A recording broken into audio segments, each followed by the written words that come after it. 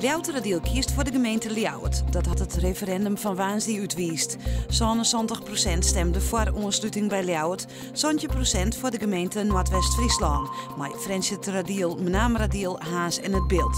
De opkomst wie 62% genoeg om de uitslag binnen te maken. In een fietstunnel tussen het Kjellerdikje en Rollemastaten in Ljouwert had juist een wapenen oerval west. Een 24-jarige Ljouwerter waar toevallig troch 3 personen met bivakmutsen op. Daarbij is een vuurwapen broekt. De dierders zijn nog net voen. De ontmanteling van de bommen bij de Vleembasis kan sneu gewoon trok in. Na oerlist met de gemeente is er oerinstemming bereikt met de omwenners. En sinds het dita dat ze haar huizen verlitten zullen. Ze krijgen een cadeaubon en bedrijven krijgen de skiën vergoeden. Epke Zonderland is op het Fries Sportgala op een uitroepend tot Fries Sportman van 2012. Het weekje een verrassing na het bijzonder Olympische goud. Bij de vrouwen gaat de titel naar zielster Marit Bouwmeester.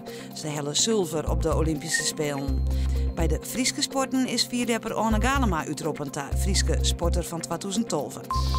Joen en vannacht binnen de opkledings maar een lietse kans op een buiken. Het wordt om en bij de 5 graden. De krachtige onthudde zuidwestenwind neemt in de rin van de nacht aan. Morgen in het waardgebied eerst nog kans op zinnen, verder bewolking en middags rein. Het wordt zo'n 7 graden.